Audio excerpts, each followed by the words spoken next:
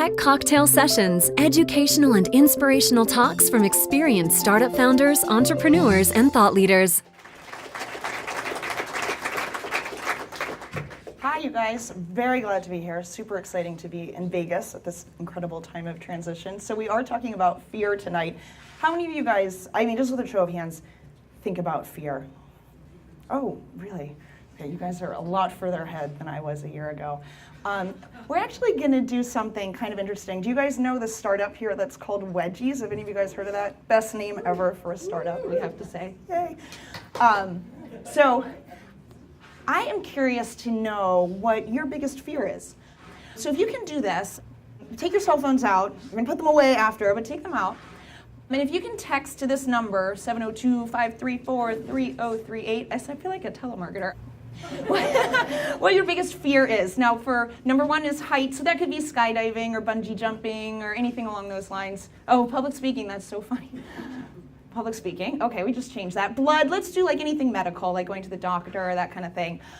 Flying, so a lot of people are afraid to get on an airplane. Drowning or anything related to swimming. A lot of people say like being out in the ocean by myself, sort of that open water foam. Bugs or spiders or kind of any animals. Failure, big one. Mark spoke well about entrepreneurship fears. Getting sick, can include death in that. Or you can be honest. If you don't feel fear is a big part of your life and it's not something you think about, let's say more than once a month, once every 2 months, then A, you're awesome, or B, you're not mindful of it, but that's cool too. Do number 9. So text away. And let's see if we have any answers. Thanks to Wedgies, we get these answers in real time. So let's see what people say. And be honest, this is anonymous, so. Here we go. All right, so here we go. Oh, wow. Oh my God, that is shocking. Shocking, shocking, shocking. Oh, so not a lot of flying. Not a lot of people admitting to bugs or spiders. Okay, bugs and spiders are going up. Okay, Wedgies, you guys, if you're here, you are awesome because this is so cool that works so well. Failure. God, I so didn't expect that. That's great. So thank you. Thanks yourselves. A big round of applause for yourselves. Thank you very much. Woo. Awesome. So you guys, you can put your cell phones away now, and I'll pay $1 or maybe a penny to all of you that don't use your cell phones because it's dark now, so I can see it. Then I'll have a fear of failure talking to you guys. No, I'm just teasing. If there's an emergency, feel free to. You can put away your cell phones. So Jen, we can go up with talking about fear. So you guys are a lot further ahead in your thoughts about fear than I was a year ago. So this is a slide of my friend Patrick and myself. He's one of my best friends. He tried to talk to me about fear years ago when I was deep in the midst of running Blip. He said, Dina, why don't you think about how fear plays into your life, both in work and in your personal life and in all of your interactions. And Patrick, again, very close friend. This is us about to turn around in Bhutan. This is us traveling last summer and hike up that mountain that's right behind us. But even closest friend as he is, it went totally right over my head. Like, fear? That totally doesn't resonate at all. I basically, Patrick, have no idea what you're talking about. But truth be told, unlike you guys who answered the Wedgie survey, I wasn't really mindful at all then. I was just a busy working entrepreneur, networking when I wasn't working. I was basically your typical New York City workaholic. And I had no idea at that time how much fear had held me back in every aspect of my life. So who was I back then? I was like a lot of you guys. I was an entrepreneur, had started a company, and the company was called Blip. As Frank was just saying, I started it in 2005, and basically all I was doing at this time was not being thoughtful. I was just working. So Blip, which some of you guys may know, are the platform for web shows. So for people creating original TV series for the web, we host them, distribute them, and monetize them as well. Once we started the company, again back in 2005, I had this idea in mind of how an entrepreneur's life should be, and I thought I need to live this life. And so that meant just working every minute of every day. I held some different roles over the course of the company as we grew. But for most of the time, I was the COO of the company. And I thought, I'm the COO of this growing startup, so I need to work every night. I need to work every weekend too. So every now and then I did take a vacation, maybe 1 or 2 weeks a year. And here's how those vacations went. I'll give you an example. I went with my family once to Puglia, that's on the heel of the boot in Italy, beautiful area. We did this beautiful bike trip through the hills and beautiful countryside of Italy in Puglia. But as we're biking, I kept my cell phone in the side compartment of the jacket. And then when we got to a red light, in some mountainous road, I would pull out my cell phone, not just look at all my emails, the whatever 35 or 40 emails that had come in the last hour or two, and then I would answer literally every single solitary email, get all the documents off to anyone that needed the documents, forward the emails along to anyone that needed to respond, and then I would have to race to catch up to the group until they stopped at the next red light when I would do the exact same thing. So that was my vacation. Really, that was really, really fun at that time. So as the COO of Blip, I was running, I call myself like chief of paperwork, because I was running HR, I was running finance, so getting us through all of our audits. I was running business development, PR, marketing, and also managing all the investor relations with all of the early angel investors who I'd brought in, who funded the company in our early days. And you're thinking, wait, what? Does that even make sense? I was basically running the equivalent of 6 departments, and I didn't have one person working for me at the company. I had an outside accountant that would go through the books once a month. I had a part-time bookkeeper who was helping to manage the cost of the P&L that I was managing, and I had an outside PR firm, but they obviously had a number of other clients as well. Did this even make sense? This was a hot, growing startup. We had plenty of money in the bank from our venture capital firms and our angel investors. And what was essentially going on is I was afraid to ask for help. Mark touched on this a bit. I was afraid of a lot of things. I was afraid I actually didn't deserve a staff. I was afraid to ask my co-founders if I could get help, but I was also afraid that I wouldn't be a good manager if I did have people working for me. And I was especially afraid of this because my dad is a pretty well-known professor at Harvard Business School, so God forbid his daughter wants a staff, gets a staff, and then doesn't manage that staff well, and so I never asked for staff. I just kept working more and more and more hours. Now, in addition to all those departments, I was also the public face of the company. So pretty much every day, I would either give a talk or be on a panel or do a television interview, an internet interview, a magazine interview, a print interview, some type of press interview. This actually is from not far from where we are now. It was talking to Fox Business News during CES, so in Las Vegas, a little ode to Las Vegas. So, there were a lot of cool things about being the public face of the company. I had some cool opportunities. As Frank mentioned, I was named one of the actually most powerful entrepreneurs in the country, which was nice, a very big honor from Fortune magazine. So that meant I got to spend a lot of time with Warren Buffett, who at one point did this and independently got down on one knee, causing a huge flurry of press photographers to come running over and me to laugh and realize that too bad he is actually already very happily married. Then I love to be social, so I look forward to hanging out with you guys afterwards. I started this thing. I'm a big supporter of the New York startup scene. At the time, the New York startup scene was just getting started. So I started this thing called the Founders Club to promote the New York startup scene, because at the time that we started Blip, none of the entrepreneurs knew each other. We didn't know angel investors. We didn't know venture capital investors. We didn't know anyone to do deals with. No one knew anyone else. We were basically all operating independently. So I started this group to promote the New York startup scene. It became this huge thing. So we did events with, everyone from Rupert Murdoch to Mayor Bloomberg, you see there, and celebrities like Jimmy Fallon, et cetera, et cetera, et cetera. But fear was holding me back in other ways too. I started getting some very interesting opportunities. One night, I was in bed answering emails, of course. So it wasn't on a bike trip, so I was really on top of those emails. And I got an email totally out of the blue from Sheryl Sandberg. And she said, Dina, I'd like to get to know you better. I want you to come and spend some time with me. The next time you're in the Bay Area, please set up an appointment with me and let's hang out. so that we can see if I can be helpful to you, and at least we can get to know each other. Well, I thought, oh, and she CC'd her assistant. That's when you know that they really mean it. But I thought, she doesn't really mean this. And if I set up this appointment, she's going to think, this girl is wasting my time. So I never responded. To this day, I see her at events, but I've never spent one-on-one time with her because I was worried I was going to waste her time. And this had social implications too. You know, one of my really good friends is one of the founders of the Guilt Group, friends with, you know, a lot of the sort of hot startups in New York because we all were supporting each other and growing our internet feet together.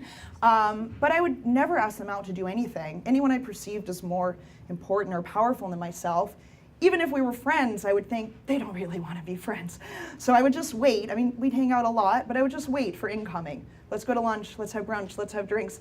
I would never schedule anything on my own. But these work and social fears pale in comparison to what came next.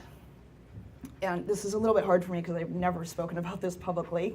And most of my, obviously almost none of my closest friends know this. But years into running Blip and doing Founders Club, and I started a group for women founders, doing the public stuff and the internal stuff, I started having what most people would probably call panic attacks. And what that meant is that I was essentially afraid to walk down a street by myself. What would happen is, if one of these started coming on, I would feel really faint, and I would feel dizzy and flush, and I would feel like I was about to faint. And I lived in fear of fainting in the middle of a New York City intersection. So I did something really extreme. I don't think I've ever talked about this before, but I would actually make eye contact with someone who was crossing the street at the same time as me to hope to establish enough of a connection with them that if, God forbid, I do faint, they would pick my body up from the ground and keep me from being run over by a taxi. The way around this is that I started taking cabs everywhere. So I live in the West Village. I had a beautiful 10-minute walk to work through the Washington Square Park to the Central Village, and I took a cab every day to work. $8 a day, $2,000 wasted dollars a year on a startup salary. And so I knew this was a terrible way to live. I knew I needed a big change in my life. My everything was my company. I'd basically given birth to my first internet baby. But I knew that my everything had to change. And so over Thanksgiving weekend 2011, I chatted with my family about leaving the company.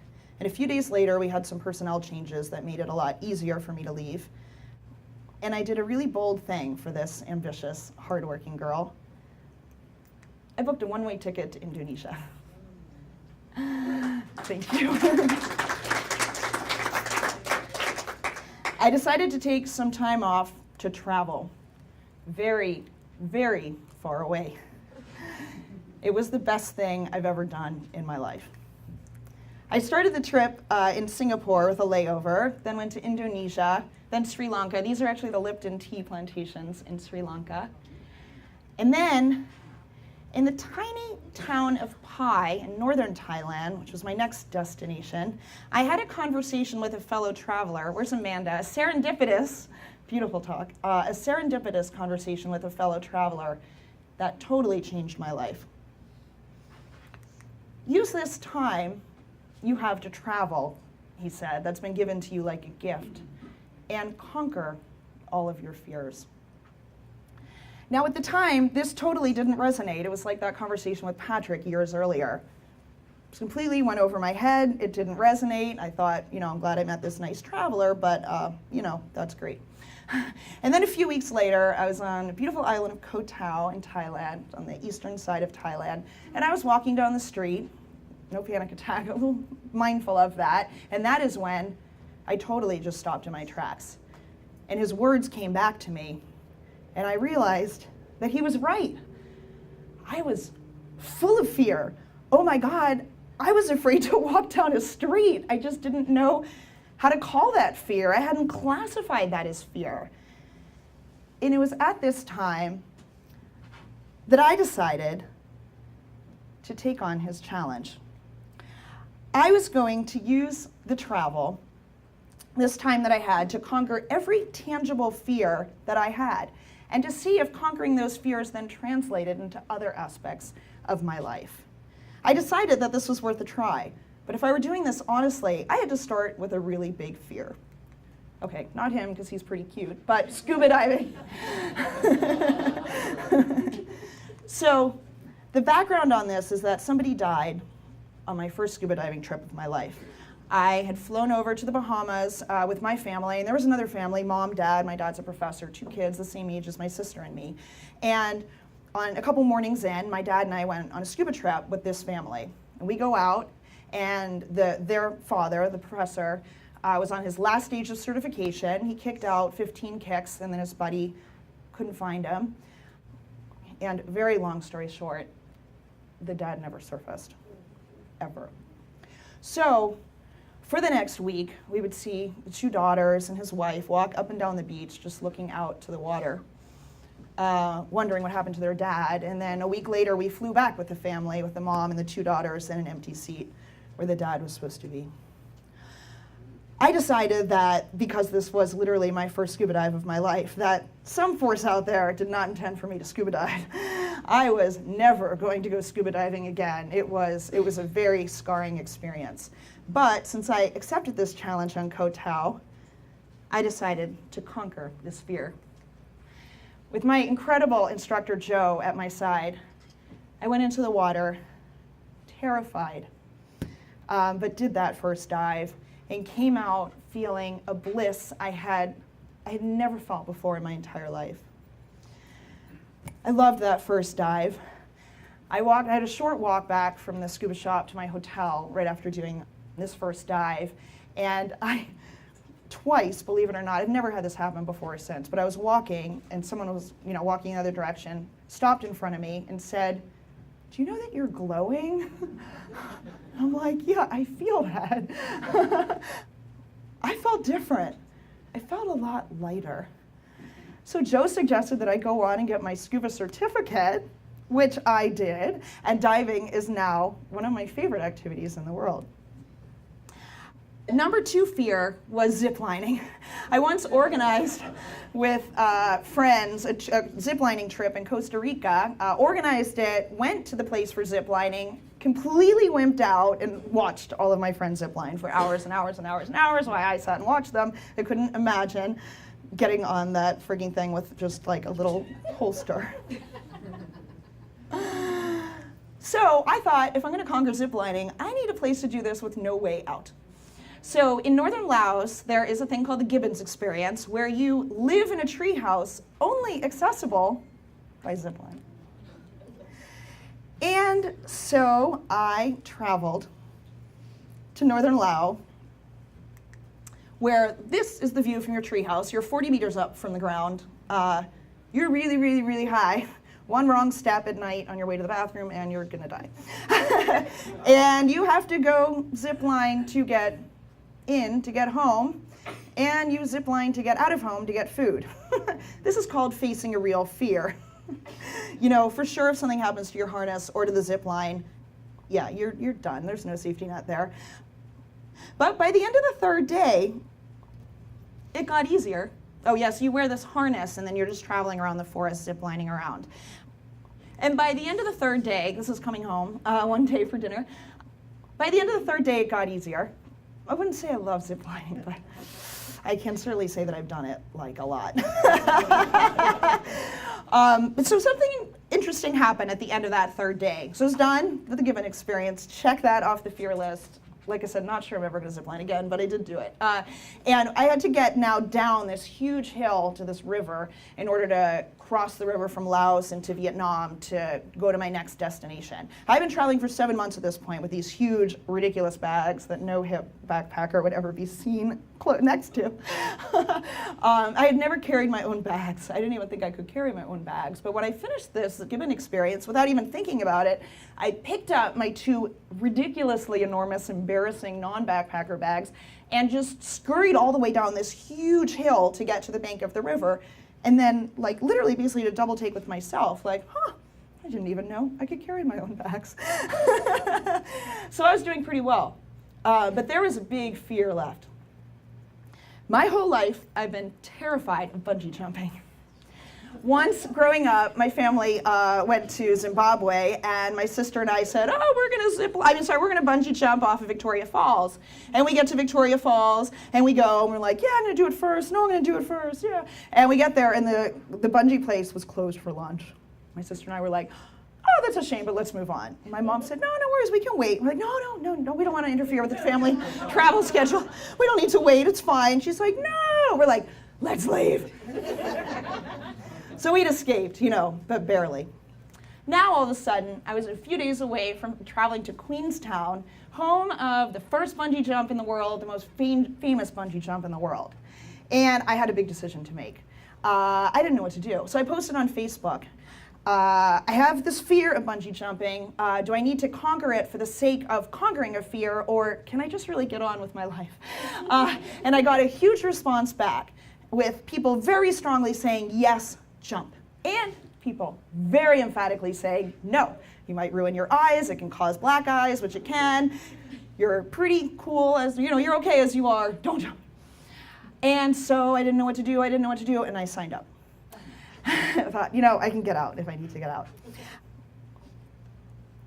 And I go to the jump site with my friends, day of. There were 5 of us that were traveling together. And we walk into the bungee jump site, and we have to get weighed, which is really a little scary to think about. We have to get weighed so they know how to, fix it for your weight. And you get your harness, and you register, and we do all that. And then you get a number, and so they got their number, and they go, and they wait in line, and they jump. And I went to the bathroom. And then I went in a stall, and then I stayed in the stall for an hour. So my friends are all looking for me. The bungee jump people, the staff, is searching just everywhere for me, and I'm staring at a roll of toilet paper, wondering if this is the last toilet paper I'm ever going to see in my life. So finally, I walk out to the bridge. And I was really scared. It's hard for me to put into words how scared I was. I was pretty convinced that I was just going to die. But I walk out there in the middle of the bridge. They had the harness on, they wrapped the towel around me, and then you're standing out there, and I'm asking just a million questions. Has anyone as heavy as me ever survived this jump? Like, excuse me? How does the gravity work? How does the harness work? Then I made the main employee double check the harness and make sure that, I didn't weigh too much. And then I had another person come over to check. Then I asked the manager to come over and check. This is so embarrassing. And he came over to check, and they're like, we do this all day long. We've been operating 100 years. Nobody's ever died. But I asked question after question until there were really just no more questions to ask. And then I just stood there. And at a certain moment, I just decided that I actually was going to do this. But I wasn't going to do this for my friends or for their peer pressure or the staff that was super annoyed at me by this point. I was actually going to do this for me. For a big reason. I was going to do this because I wanted to change my life. And so I went. And I did do a swan dive in case the rope broke. My fingers would break the water rather than my head. Maybe I'd survive, maybe. It was 48 meters up, so it's pretty high. And the minute I dove off, you dive into the air, and I felt tingles from the top of my fingertips, through my head, through the back of my head, all the way down my face and my neck and my body, and I felt tingles in my toes too. And it was a profound experience. I felt like I was diving into freedom. I felt liberated. And I started crying, cry of happiness, realizing that I was putting my whole old life, all those fears, behind me. And I was crying so hard with happiness that I actually missed the pole that you're supposed to grab onto to get into the boat. I finally got there, and I got in the boat, and I'm crying and smiling, and the guy in the boat looked at me and said, "It can be an exercise in spirituality and mindfulness, can't it?" He had read my mind. I felt free. So for good measure, it was hot that day, so I put shorts on, grabbed a friend, and we did a second dive. I had a second jump. I was a lot more relaxed that time. And then I sat down to watch some other people jump, and I wrote this. I've decided to live a life where courage is more important than fear. With this jump, I've now conquered my last fear. In a few weeks, I'll return to the US, more relaxed, open, and compassionate, and I will live without fear. I would never have written this back in my COO blip days. I wouldn't even think about compassion and think about fear. It was just not even a language that would have occurred to me. But I wrote this out on the side of that bridge, and then I pressed post on Facebook. And since then, my life has been really different. I used to live my life responding to people, hoping that my friends, who I really liked but was a little afraid of, were going to invite me out, hoping that Cheryl maybe would send me another email asking me to come visit her. But now I live life on my own terms, and I ask for what I want, and I'm open with people. I'm vulnerable, and I say scary things to people, even guys that I like. I wrote this to a new guy friend. I'll read it to you guys if it's too small. A really successful entrepreneur who I went out with a few weeks ago, who I then didn't hear from. But I wrote, I had a great time hanging out with you on Saturday. I like your authenticity. It's rare. It makes you fun to be around. I'm going to see him right when I get back. He got right back to me. A few days after I got back to the US, I talked to Patrick about this new commitment to living without fear, and he said he'd gotten to a point in his meditation practice where he could like someone, in business or personally, even if he knew the person didn't like him back. He could wish well for them, hope good things, maybe even invite them out, even if he knew they didn't like him. That is living with freedom. You're living proactively on your own decisions and reacting to other people. Not reacting to other people and just anticipating their reaction. Last week, I was heading to LA before coming to hang out with you guys here, and I had an idea. My huge guilty pleasure in life is Glee, other than travel. And I didn't really know anyone. I looked it up and saw that they were filmed on Paramount, and I didn't know anyone at Paramount, but I went on LinkedIn and searched and saw that there was a friend of a friend there, but I didn't know the friend in common. Thing, LinkedIn. But I tracked this guy down on Facebook and sent him a note. Like, hi, I love Glee. I'm a normal, upstanding member of society normally. Started an internet company. Is there any way I can come visit the set? And I went on Wednesday with my friend Ted, who's here too, because he actually got back to me. People want to be nice. So how does this affect work? I had a meeting with a venture capital firm 2 weeks ago, right after I'd gotten back to the US. Normally, I'd go to these meetings super buttoned up. And normally, I would say very buttoned up things. But this VC asked me, how did your travel change you most? And so rather than saying, it made me realize how much I love work, what I thought he wanted to hear, something like that, I actually was honest. And I said I started meditating, and it changed my personality, and it changed my life. So we talked about my meditation practice and how he could meditate, and that was how he spent the hour. And normally, the old me would have walked out of this meeting terrified. But I was honest.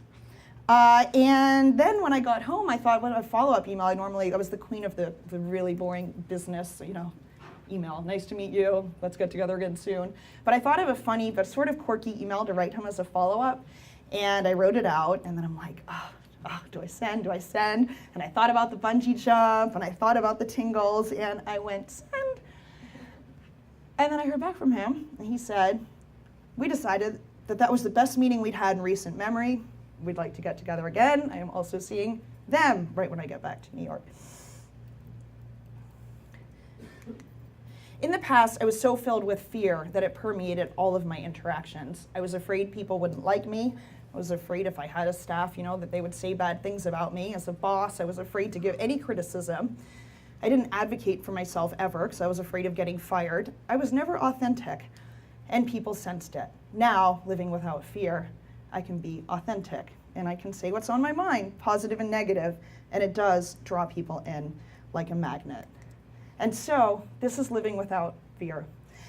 And I highly recommend it. It's living with freedom, and it makes you more relaxed, happier, better at your job, and better with people personally and professionally. And people can sense you don't need their feedback and their approval, and they like it. I think that you can start by conquering your own fears. And so, here in Las Vegas, where we are, there is a thing called the stratosphere. And you can bungee jump off of this. And I may or may not have had a call with them earlier today to negotiate a group discount rate for all of us here today. And so, if you would like to join me in living without fear by conquering your physical fears, then let me know, because a group of us are going to go tonight, no joke, and jump off this thing and start living authentically without fear. Thank you very much.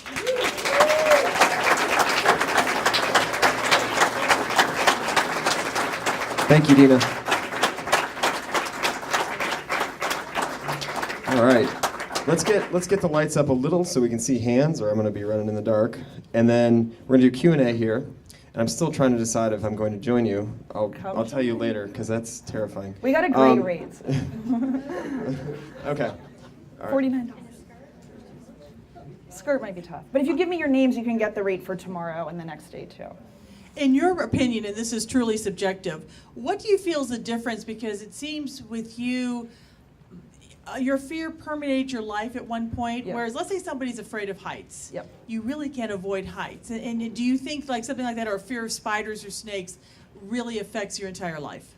Wait, say that again? What's the question? If you have a fear of one thing, like a fear of heights, a Right. fear of snakes, a fear of spiders, let's Right. say, but so obviously you don't get a job working with snakes or spiders. Right. How do you feel that fear permeates all areas of your life? I mean, you definitely have to be mindful. That's the first step. So part of my problem was that I just wasn't mindful, and I didn't even know to call this a fear. But I mean, how does it permeate your life? That could translate into, I was extreme. I was afraid to walk. But I think fear is something that infiltrates your life. That's sort of what I'm trying to get across in ways that you don't realize until you start really thinking about it. But so I think it's unbelievably powerful that to recognize your fears and then overcome them, because because your personality can change. And then it will give you that power, that self-mindfulness to start being funnier with people, to take chances with your language, to ask for meetings you wouldn't think you would normally ask for. So I think it's very personal, but it's very real, and fear does translate. So I would say just be mindful of it. Or say to yourself, this is what I say to myself all day: what would my life look like if I lived without fear? That runs through my mind all day, all day. What would I do if I lived without fear? Great question. We got one here from Kathy Brooks. So first of all, Dina, congratulations, because it's awesome. And having also had my own bout of panic attacks, I know what those are like. Thank you. And that's it's your courage in sharing that. Thank you for that vulnerability. That's pretty awesome. Thank you. So for people who can't take a year and travel around the world, It's much cheaper in Asia than in America. I'd like to. I have some dog stuff to do here first, though. When you think about kind of tangible things that you offer to people when they say, okay, so what can I do here? Maybe I don't have, okay, well. You and me, baby. We're going to talk about that later. We have a reservation at 9. Maybe. I have to go get my teeth cleaned. I'm going to conquer my fear of dentists tonight. Tonight instead. at 9 o'clock, really? Why not? Really? Why not? I'm getting my hair done. And my teeth cleaned. But what would you suggest to people who maybe have to stick a little closer to home, and what kind of support system? Because you were out there on your own. Yeah, the bungee jump was very conscious, actually. I had gone with some very close, dear girlfriends, and I think it would not have been as profound an experience if I'd gone with them. It was this, I was cowering in the bathroom for an hour, so that wasn't conscious. But when I did go out, I consciously didn't look for them and thought, I need to do this on my own, and that's how I'm going to have a profound experience, which I really did. There are so many things you can do. If you're afraid of spiders, surround yourself with spiders. I mean, like that ziplining thing, no, you have no idea how scared I was of ziplining in northern Laos, where the safety standards were just non-existent. So step into it. If I can do that ziplining, you can surround yourself with spiders. But so whatever your fear is, do it. Do this bungee jump. Come with me tonight. Because if you start conquering fears, like we were saying, what's your name? Debbie, like Debbie and I were communicating, it translates. So, I mean, I guess it would depend. What's your biggest fear now, Kathy? Ooh. Let's put you on the spot. Could be talking public speaking, can't you tell? Yeah, I've got a spider issue. So, I mean, get a friend that you're close with, or I'll do it with you tomorrow, and we will put you in a room of spiders. And if you conquer that fear, your life will change. I mean, your life has changed a lot, so you're a great example of mindfulness. She's comfortable with where she's at. All right, over here. You never know. Love everything you said. Yeah. Do you feel that it was a bigger fear telling that story on stage than it was for anything else? And now that you have been that vulnerable, how is that going to change your life going forward? Yeah, it's totally changed my life. I mean, when I see my friends, I have one good friend here, Ted, in the back, but when I see my friends, they do look at me. Okay, now I'm like sweating, but they will say, "You're glowing." People here in the US have stopped me on the street. I feel so light. I was so not funny, so not fun for so many years. I took myself so seriously. I thought I needed to act like a guy entrepreneur, or maybe like an old man entrepreneur, business person. And so, no, really, that was the role that I played for years. And so I'm so different now. You know, I might not be funny all the time, but, you know, I try on email now, and I have fun with it. And sometimes I am funny, but I was never funny before. So that's a step. My whole life is so different. That Glee thing, I never would have done that. I mean, I basically sent a note to Facebook on someone I don't even know. Say, like, I want to go on the set. Like, oh my God, and what's amazing is that once you start this process, the world just opens up to you. It's like you're almost like spreading good karma to the world, because I'm really honest with people, like the good and the bad. If someone does something that pisses me off, I'll say, I feel badly about that, or I feel nervous about this, rather than just bottling it all up, which I did at my company. I was afraid to ask for a staffer. It's ridiculous. So when you're honest and authentic with people, they sense it, and people get more drawn into you like a magnet. It's like magic almost. It's like magic. Okay. Oh, here's one back. You had one, but there was one in the back first, so I'll come back. I need to get back in the back. All right. There's only been a few back row questions, so. Yeah, so my question is, I love the idea of authenticity and being authentic and doing things you wouldn't have done otherwise, but have you ever found when you were authentic that, you kind of stepped too far and wish you weren't as authentic as you were? Yeah, I did it tonight. So I did it tonight. So to Frank and Molly and Jen, I apologize. I was worried that the first set of speakers, who were amazing, but that the time was going on so long that you guys were all going to get up and like in mutiny walk out when I was talking. So I was like, you guys, are you worried about the time? I thought I was going on at 7. And I think it was a really big pain in the butt. So I'm sorry to you guys. But I did it tonight. So you learn, a year ago I would have just bottled that all up and been like, no problem. I would have been fake but nice. So now it was annoying but authentic, but maybe,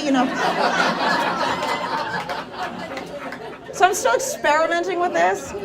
Because trust me, the old me would not have said a word. I just would have not been able to walk the street home. But I think maybe in a month, I'm finding my way there. It's like Hegel, right? You like start off here, you need to go here before you can get here. So sorry, you guys. Tech Cocktail, you guys are awesome. Sorry. Yeah. Sorry. No worries. I know you also have an appointment at 9, so I figured that was part of the rush. We do. Okay, The Stratosphere, he had a question over there. Okay, who's up next? Oh, up here. A short question. We'll take short questions.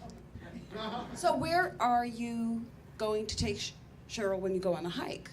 Ooh. People have met, like Martha Stewart met her business partner on a hike. In the midst of a biking trip, actually. I know I should email her now, shouldn't I? Just email her this talk. I think that'll do it. It's so embarrassing that I never... She's even busier now. I can't believe that I never responded to that. Ugh. Well, bungee jumping. I'm going to kick myself. All right, so that's a great question. Jen has a question up front. Okay. So how do you recommend, I'm sure new anxieties come up all the time, like new things must pop up. How do you stay mindful of those in your daily life now? Yeah, I mean, it's gotten a lot better. I mean, it really plays out in your interactions. And we were talking a little bit about how it translates. But it's even if I meet a new friend that I really like, like I meet you and I think you're cool. The old me would have thought like, oh, maybe she doesn't like me. Well, now you probably really don't like me since it's bugging you about the time of the speakers, but I would have thought, like, she doesn't like me, maybe she won't forgive me for that, so I think you're really cool, but I won't ask you out to lunch. So now the new me is like, even, I don't care if you like me or not, I like you, so I will ask you out. If you say no, that's okay, because my validation finally after this trip comes from within me. So I don't need you to like me. I can just like you, and there are just no strings attached to me liking you. And you have a different world when that's the case. Good question. So let me get it straight. You like Jen? Do you like me, or just? No, Jen? I do. I'm so sorry for being so annoying tonight. Oh, okay. It's for me. It's not. It's me. It's me. It's my. I have problems. We're going to talk about that in a minute. My problems. Who's up next? I got more stickers. Jen, do you want a sticker, by the way? Okay. Good. Okay. Sorry. Dina, I'm curious about meditation. You mentioned it a little bit. Do you want to expand on how that's changed? So meditation is something that my friend Patrick also got me into, and it totally changes your life. So for me, I do Vipassana meditation, and it's a meditation that rewires your brain to basically make you more even during the day, so that you don't have these really high ups and these really high lows. But the main thing that it does for you is actually what I was talking about just a minute ago. It gets you to the place where all your validation comes from within you. So I smile now and I ask Westerners, are you happy? And they say, I have a great job, I just got a new apartment, I'm dating a cool new girl. Like, okay, but all of that is irrelevant. Are you happy? Because what meditation does is it puts you on your path during the day. You're on your happy little path, and very few things can set you off your path, so that your mood and your happiness and your validation is all just rock solid. So I think that there's nothing more powerful that you can do during your life than meditation. I couldn't recommend it anymore. I believe it will be as mainstream in the West as yoga is in 10 years. Great question. I actually have a question about, you kind of mentioned even keel with meditation. Other than tonight, sorry. No, you're fine. What about like your actual diet, things like that? Do you like caffeine, things like that can bring you up and so down? this is the other thing meditation does. It gives you the power to break all of your habits. What it does is it teaches you mindfulness. So you learn to be able to watch your emotions. I feel fear, I feel angry, I feel happy, I feel sad, I feel agitated. And so when you start to watch those emotions, rather than just feeling them and reacting to things during the day, you watch it, and then you might say, I feel angry, do I want to express anger? Maybe yes, sometimes. Or do I not want to express anger? Maybe no. But you at least have a choice. So it gets you away from all of these reactions. So when I want to eat healthy, I eat healthy, which is most of the time. But if I want to indulge and have ice cream, which I love, then yeah, live a little, But I'm mindful. I'm saying I am going to indulge in this ice cream. I'm going to love it. I'm mindful about it. Not overweight yet.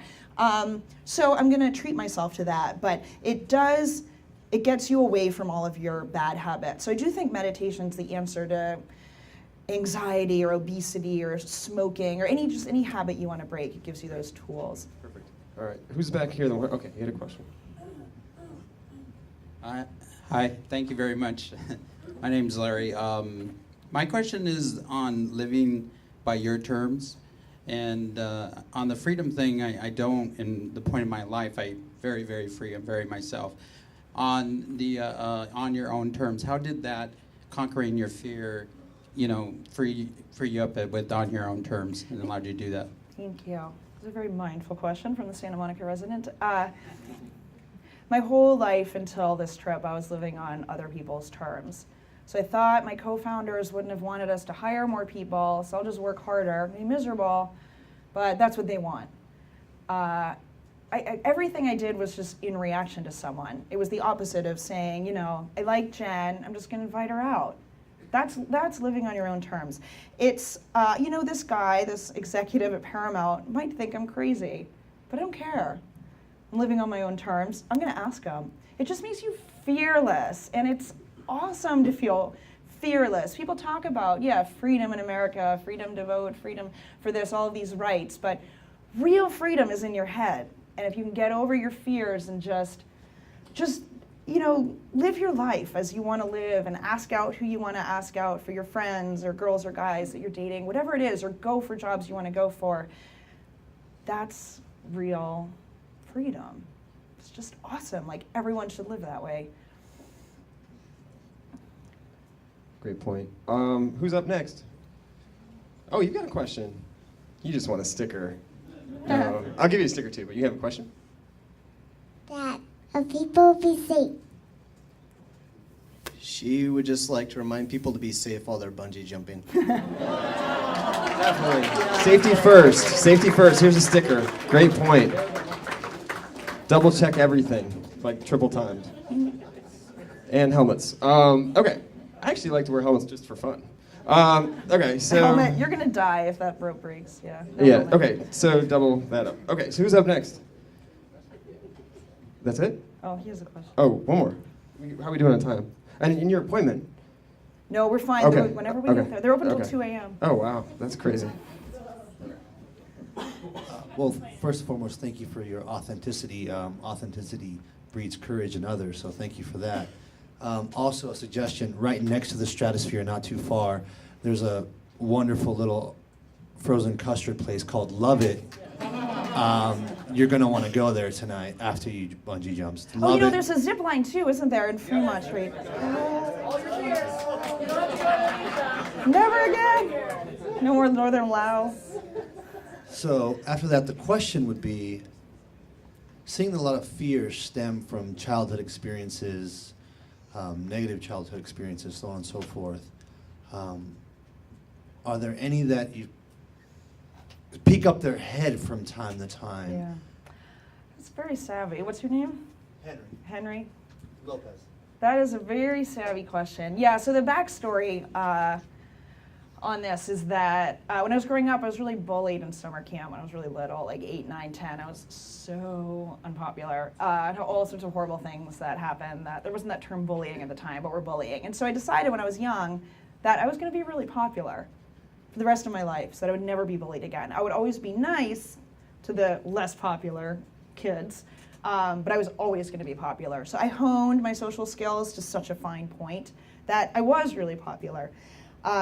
But with that translated into, if we're having a conversation, is it Henry, did you say, or Henry? Okay. If we're having a conversation, I will have my social skills so finely honed that I will know what you want me to say, and I'll say things, and you'll like me, and I'm craving you to like me, because I need to be popular.